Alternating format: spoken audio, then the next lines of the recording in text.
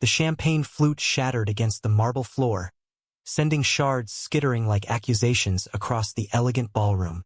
Emily, radiant in her ivory gown, stood at the head table, microphone in hand, her laughter slicing through the murmurs of the guests. "And let's not forget that awkward guy in the back row," she sneered, pointing directly at the man who'd slipped in late, his face pale under the chandeliers. "What's with the rainbow tie? Trying to steal the spotlight? Honey, this is a wedding, not a pride parade." The room fell into a stunned hush, broken only by a few nervous chuckles from her side of the family. Alex, her groom, froze beside her, his hand tightening around his napkin until his knuckles whitened. He knew that man, knew him better than anyone in this gilded hall in downtown Chicago.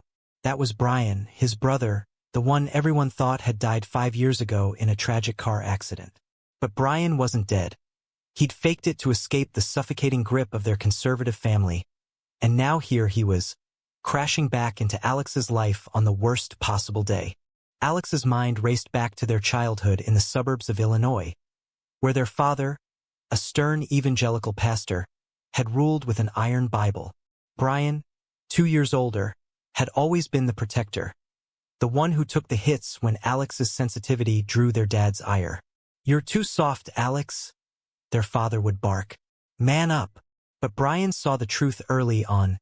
Alex's quiet crushes on boys in school, the way he'd linger over magazines featuring male models. When Brian came out at 17, it was like a bomb went off in their home. Their father disowned him on the spot, screaming about sin and eternal damnation. Their mother, torn between love and loyalty, wept but didn't intervene. Brian vanished that night, leaving Alex alone to navigate the fallout. Rumors swirled. He'd run off to San Francisco, join some radical group, or worse. Then, 2 years later, the police called with news of a crash in California. A body burned beyond recognition, ID'd by dental records that Brian had cleverly swapped with a drifter he'd met. Alex mourned publicly, but in secret, he'd received a cryptic email. "I'm alive, little bro, starting over. Don't look for me." It was Brian's way of freeing them both from the family's toxic legacy. Now, at 30, Alex had built a new life. He met Emily at a corporate event in Chicago. She was ambitious, charming, from a similarly conservative background but with a modern twist. She pushed him toward success, encouraged his law career, and never questioned his past too deeply. They bonded over shared values: family, tradition, ambition. But Alex had buried his own truths deep. He wasn't straight. He'd dated men in college, but fear kept him in the closet. Marrying Emily felt like the safe choice, a way to blend in, to finally earn the approval he'd craved. As Emily's words hung in the air, Brian stood slowly from his seat in the back, his eyes locking onto Alex's. He looked different, leaner, with a short beard and that rainbow tie defiantly knotted. The guests shifted uncomfortably, whispering. "Who is that?" someone muttered. Emily, oblivious, doubled down. "Come on, sweetie. If you're here to protest or whatever, save it for the streets. This is my day." Alex's heart pounded. He couldn't let this unravel here, not with 200 guests watching, including their parents who'd flown in from Florida, still preaching their outdated gospel. "Emily?" he hissed under his breath. "Stop." But she waved him off, high on the adrenaline of the moment, her bridesmaids giggling behind her. Brian approached the stage, his steps measured, ignoring the stares. "Emily, right?" he said, his voice steady but laced with pain. "You don't know me, but you should. I'm Brian, Alex's brother." Gasps rippled through the crowd. Their mother, seated up front, clutched her pearls, her face draining of color. "Brian? But you're dead." The revelation hit like a thunderclap. Emily's smile faltered, confusion knitting her brows. "What? Alex, what's going on?" Alex stood, his world tilting. This wasn't how he'd imagined his wedding. Secrets spilling out like confetti gone wrong. As the chaos unfolded, flashbacks assaulted Alex. He remembered the night Brian left, sneaking into Alex's room to say goodbye. "I can't stay, kid. Dad's gonna kill me." figuratively, maybe literally. Brian had hugged him tight, whispering, "If you ever need to get out, find me. Promise you'll live your truth." Alex had nodded, tears streaming, but fear kept him silent for years. In the years since, Alex dated women to fit in, but his heart wandered. There was Mark in law school, a brief, passionate fling that ended when Alex panicked about being outed. He chose the path of least resistance, proposing to Emily after 3 years, convincing himself it was love. But seeing Brian now, alive and unapologetic, stirred something dormant. Brian reached the head table facing Emily. "I came because I heard about the wedding, thought maybe it was time to reconnect. But if this is how you treat strangers, maybe I should have stayed dead." His words were calm, but the hurt was evident, eyes glistening. Emily, recovering, crossed her arms. "This is a joke, right? Alex's brother died in a car crash. We have the obituary." She turned to Alex, demanding answers. The guests leaned in, the air thick with anticipation. Alex swallowed hard. "He's not dead, Em. He faked it to escape." Everything. Whispers turned to murmurs. Their father stood, face red with fury. "You abomination! You dare show up here!" The confrontation escalated, Brian standing his ground. "Dad, I'm gay, not a monster." "And Alex?" He glanced at his brother, a silent plea in his eyes. Alex felt exposed, the weight of unspoken truths crushing him. As the night wore on, the wedding teetered on the brink. Emily pulled Alex aside in a side room, her voice sharp. "Why didn't you tell me? And why is he here now?" Alex hesitated, the dam breaking. "Because I was ashamed. Of him, of myself." For the first time, he admitted his own struggles, the attraction to men he'd suppressed. Emily's eyes widened, betrayal flickering. "Are you?" She couldn't finish. Alex nodded slowly. "I think I am. By maybe. I don't know. I love you, but..." The revelation shattered her. "On our wedding day? With your dead brother crashing it." Tears streamed down her face. Back in the ballroom, Brian faced the family, defending his choices. "I left to survive. You all made it clear I wasn't welcome." Conflicts brewed. Societal expectations clashing with personal identity. Family loyalty versus self-preservation.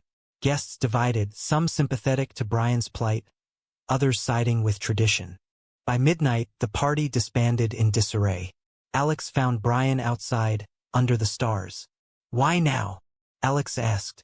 Brian sighed. "I saw your engagement photo online.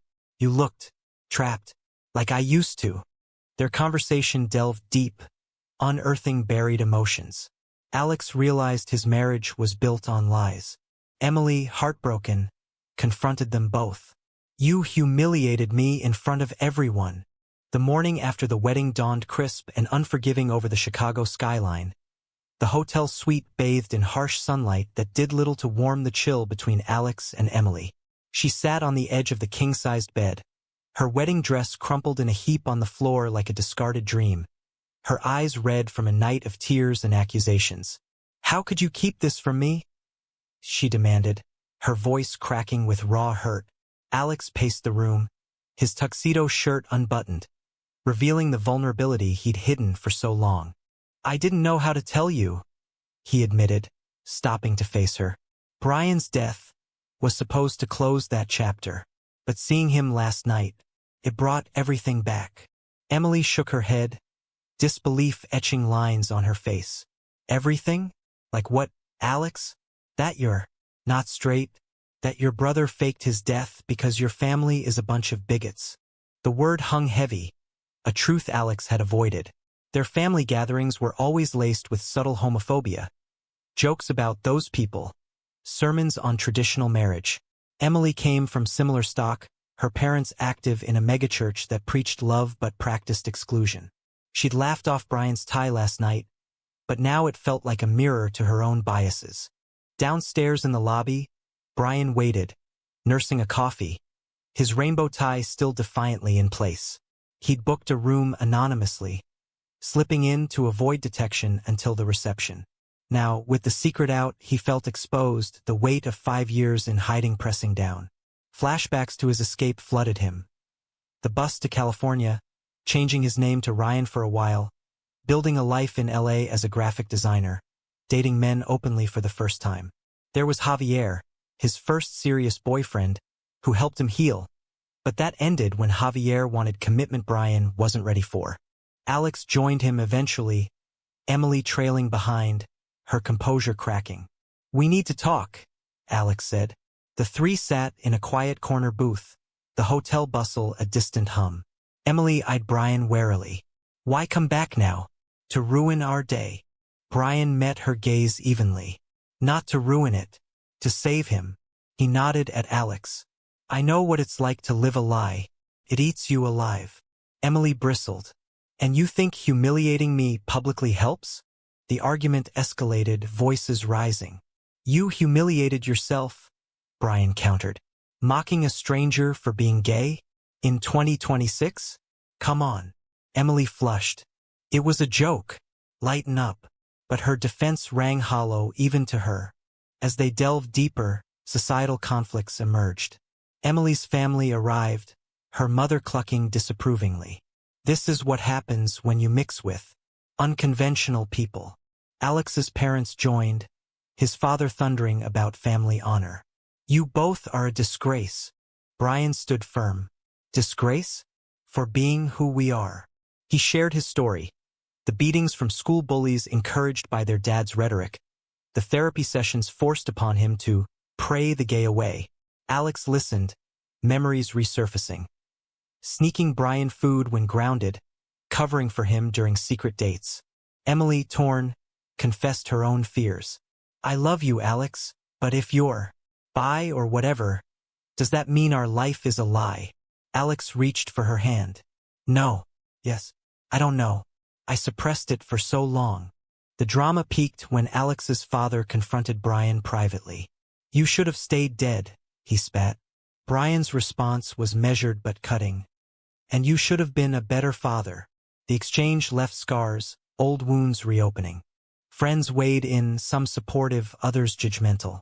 One bridesmaid whispered to Emily, "If he's gay, why marry you?" fueling her insecurity. Alex grappled with his identity, realizing his attraction to men wasn't a phase but part of him. By afternoon, they retreated to a park nearby, seeking solace. Brian opened up about his life post-death. "I found peace, Alex. With friends who accept me, a community. You can have that too."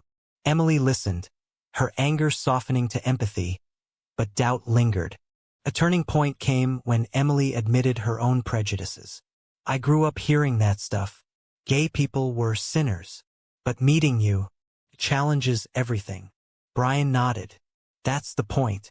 Change starts with discomfort." As evening fell, Alex faced a choice. Continue the facade or embrace truth. He pulled Brian aside. "I missed you, man. Every day." They hugged, brothers reunited. But the path ahead was fraught. Emily, watching, felt the ground shift. "What now?" she asked later, alone with Alex. He sighed. "We talk. Really talk." But underlying tensions simmered. Her public humiliation now a viral whisper on social media. Guests posting snippets. The story wove through emotional layers. Forgiveness versus resentment. Acceptance against tradition. Alex began therapy sessions in his mind, imagining a future where he could be open. Conflicts mounted with extended family calls. Demands for annulment. "This marriage is tainted," Alex's aunt declared. Emily's resolve hardened. She loved Alex but questioned if love was enough. Brian offered to leave, but Alex refused. "Stay. We need to fix this together." The trio navigated the fallout, bonds tested. In quiet moments, Alex reflected on lost time, the brother he'd grieved, now flesh and blood. Emily pondered her role, victim or villain. The narrative built, high trills of emotion cresting. Weeks blurred into a haze of heated discussions and uneasy silences in the apartment Alex and Emily now shared uneasily in Chicago's bustling Loop District. The wedding photos arrived, but they remained unopened. a painful reminder of the day that shattered illusions. Emily threw herself into work at her marketing firm, channeling hurt into productivity, while Alex juggled his law cases with newfound introspection. Brian, crashing on their couch temporarily, became the unwitting catalyst for change, his presence a constant spark to the powder keg of unresolved issues. One evening, over takeout Chinese, the tensions boiled over. "You act like I'm the bad guy," Emily snapped at Brian. "But you waltzed in and blew up our lives." Brian set down his chopsticks, eyes steady. "Your joke blew it up first. Why target me? Because I look gay." Emily hesitated, then admitted, "Maybe it was stupid. I was nervous, wanted to be funny." Alex intervened, his voice gentle but firm. It's deeper than that. Our families drilled that crap into us." He shared a memory. A family dinner where their dad ranted about same-sex marriage, calling it an abomination. Brian had sat silently, fists clenched under the table. The conversation shifted to Alex's own journey. "I've always known deep down," he confessed. "But fear won. Marrying you felt normal." Emily's eyes filled. "Am I just a cover?" Alex shook his head. "No, I do love you, but I need to figure out who I am." Societal pressures amplified the drama. News of the wedding fiasco leaked online. A guest's TikTok clip of Emily's speech went viral, sparking debates on homophobia at weddings. Comments poured in, "Bride's a bigot," versus, "It was just a joke." Emily faced backlash at work, her boss suggesting sensitivity training. She resented Brian for it. "This is your fault," she accused. Brian, undeterred, shared his side. "After faking my death, I rebuilt in LA, joined support groups, marched in prides, found love, real, accepting love." He spoke of Diego, his current partner, a teacher who'd encouraged him to reconnect with Alex. He said family matters, even flawed ones. Inspired, Alex reached out to old flames, seeking closure. A coffee with Mark, his college ex, was eye-opening. "You were always running scared," Mark said. "Glad you're facing it now." The meeting stirred emotions, making Alex question his marriage further. Family interventions added fuel. Alex's parents visited, his mother pleading for reconciliation, his father unyielding. "Repent, both of you," he demanded. Brian laughed bitterly. "Repent for what? Existing?" The clash ended in shouts, doors slamming. Emily's family mirrored the sentiment, her father calling to disown her if she stayed with a confused man. She wavered, torn between love and legacy. "I don't know if I can do this," she told Alex one night, curled on the couch. High drama ensued when Brian's past caught up. A former acquaintance recognized him online, threatening exposure for fraud. "You faked a death. That's illegal," the message read. Panic set in. Brian considered fleeing again. Alex stood by him. "We're in this together." They consulted a lawyer friend, navigating legal gray areas. The stress bonded them, but strained Emily further. "Now we're harboring a fugitive?" she exclaimed. Amid the chaos, tender moments emerged. Brian and Alex reminisced about happier times. Bike rides, secret forts where they'd share dreams. "You were my hero," Alex said. Brian smiled. "Still am, kid." Emily, observing, softened. She attended a PFLAG meeting with them, listening to stories of acceptance. "Maybe I was wrong," she admitted later, but doubts lingered. Was their marriage salvageable? Conflicts peaked at a family gathering. Alex's aunt hosted, tensions high. Accusations flew. "Brian's a liar. Emily's intolerant." Alex defended both, his voice breaking. "Enough. We're human, flawed, but trying." The evening ended in tears, partial apologies. Emily pulled Alex aside. "I love you, but if you're gay." "Bye," he corrected. "And that doesn't erase us." The narrative twisted, choices crystallizing. Brian decided to come clean publicly, planning a statement. "Time to own my story." As months passed, growth occurred. Alex explored therapy, embracing his identity. Emily grappled with her biases, reading books on LGBTQ+ issues. Yet, undercurrents of resentment simmered. Emily confided in a friend. "I feel betrayed." The friend suggested separation, planting seeds of doubt. Brian met Diego in person, flying him to Chicago. Their reunion was warm, highlighting what Alex lacked: open love. Watching them, Alex felt envy, then resolve. Fall leaves crunched underfoot as Alex, Emily, and Brian walked through Grant Park, the iconic bean sculpture reflecting their distorted images like the complexities of their lives. It had been 3 months since the wedding, and the initial storm had settled into a persistent drizzle of uncertainty. Brian's public statement, a heartfelt op-ed in a local paper, had gone viral, turning their private drama into a public discourse on family, identity, and forgiveness. "I faked my death to escape homophobia. Now I'm back," the headline read, sparking podcasts and debates.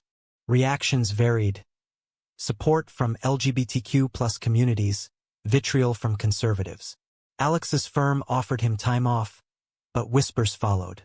Emily's social circle fractured.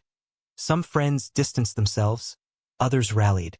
"You're brave," one said, but bravery felt like exhaustion. At home, dialogues deepened. "What if we annul?" Emily suggested one night, voice trembling. Alex paused, heart aching. "Is that what you want?" She shrugged. "I want the man I thought I married." Brian, sensing the rift, offered to move out. "I've overstayed." But Alex insisted. "Your family." Diego arrived, adding warmth. A double date, awkward at first, revealed parallels. Diego shared his coming-out story, immigrant from Mexico, facing deportation fears alongside identity struggles. Emily listened, empathy growing. Societal clashes intensified. A TV interview request came. Brian accepted, dragging Alex along. On air, the host probed, "Alex, are you gay?" Alex hesitated, then said, "I'm bisexual, and proud." The admission liberated him, but Emily watched from home, tears falling. "He didn't tell me first," she thought. Backlash ensued, hate mail, online trolls. Alex's father disowned them publicly via a church newsletter. Pray for their souls. The pain cut deep, but Brian comforted. Their loss. Personal growth intertwined with conflict. Alex joined a bi support group, sharing stories. One member, Chris, sparked a connection, platonic but stirring. Emily noticed jealousy flaring. "Are you seeing someone?" "No," Alex assured, but the seed was planted. A major confrontation arose at Thanksgiving. Hosted neutrally at a restaurant, families collided. Emily's parents grilled Brian. "Why fake death? Cowardly." Brian retorted, "Survival isn't cowardice." Alex defended, "He's braver than us all." Emily's father turned to her. "Divorce him. Save yourself." She snapped, "Mind your business." A small victory, but fractures showed. Later, alone, Emily confessed to Alex, "I humiliated Brian because I sensed something off about you." Subconsciously, Alex nodded. "We both hid." The drama escalated when legal troubles hit. Investigators questioned Brian's faked death. "Insurance fraud?" they asked. Alex lawyered up, defending his brother pro bono. The stress tested bonds. Amid it, romantic tensions brewed. Alex dreamed of freedom, Emily of stability. Brian and Diego's easy affection highlighted the gap. Pivotal night, Emily packed a bag. "I need space." Alex pleaded, "Don't go." Tears flowed. "I love you, but this hurts." She left for her sisters, leaving Alex reeling. Brian consoled, "Give her time." Weeks passed in limbo. Alex explored dating apps, dipping toes into authenticity. A date with a man, nervous, exhilarating, clarified his needs. Emily returned for talks. "Can we try therapy?" They did, unpacking layers, her ingrained biases, his suppression. Progress was slow, setbacks many. A viral thread accused Emily of homophobia, dredging up the wedding speech. She issued an apology online, I was wrong. Learning. Family thawed slightly. Alex's mother called, whispering support. I miss my boys. As winter approached, resolutions loomed. Brian planned to settle in Chicago, Diego relocating. New chapter. Alex faced Emily. I want to stay, but only if we're honest. She agreed, but doubts lingered. Snow blanketed Chicago as the new year dawned, casting a serene veil over the city's relentless pace. But inside Alex and Emily's apartment, the atmosphere crackled with unresolved energy. Therapy sessions had become routine, a battleground for truths long buried. I feel like a placeholder, Emily admitted in one session, her voice steady but eyes betraying hurt. Alex reached for her hand. You're not, but I need to explore this part of me. Brian, now apartment hunting with Diego, watched from the sidelines, his role shifting from disruptor to advisor. You've got this, he told Alex over coffee. Their bond, reforged in fire, felt unbreakable. Diego added perspective. Love evolves. Sometimes it stays. Sometimes it transforms. Societal echoes amplified the personal. The op-ed led to speaking gigs for Brian, advocating for LGBTQ+ rights in conservative families. Alex joined one panel, sharing his bisexuality publicly. Hiding nearly destroyed me, he said. Applause followed, but so did threats, emails from extremists, reminding them progress wasn't universal. Emily grappled with her image. The viral speech haunted her. Job offers dwindled. Am I defined by one mistake? She asked her therapist. Only if you let it. She volunteered at a pride center, confronting biases head-on. Meeting queer couples, she saw joy she'd dismissed. Conflicts persisted. Alex's first date with a man, Ethan, a kind architect, ended platonically, but the experience electrified him. Telling Emily was tense. How was it? She asked, forcing a smile. Freeing, he replied. Jealousy flared, but honesty prevailed. We need rules, she said. A family reunion tested limits. Alex's parents hosted. Tentative peace offered. His father, softened by age, mumbled, I was wrong, but old habits died hard. A slip about lifestyle choices reignited sparks. Brian walked out, Alex following. Some things don't change, Brian said. Emily stayed, defending them. They're your sons. Love them. Her stand marked growth, earning respect. As spring hinted, decisions crystallized. Alex and Emily chose separation, not divorce but space. I love you, Alex said, packing. But I need to live fully. Emily nodded, tears flowing. Me too. Brian helped Alex move into a new place, Diego assisting. Proud of you, bro. Alex's first solo pride event was transformative. Surrounded by acceptance, he felt whole. Emily traveled, soul-searching in Europe, journaling her journey. Letters to Alex. I'm learning to love without possession. The story culminated in reflection. Brian married Diego in a small ceremony, Alex best man, Emily attending as friend. Laughter mixed with nostalgia. Years later, they all thrived. Alex in a relationship with a man, Emily remarried happily, Brian advocating nationally. But the path was paved with pain, choices debated. Was Emily's initial humiliation justified as a mere joke? Or did it reveal deeper societal flaws that demand accountability?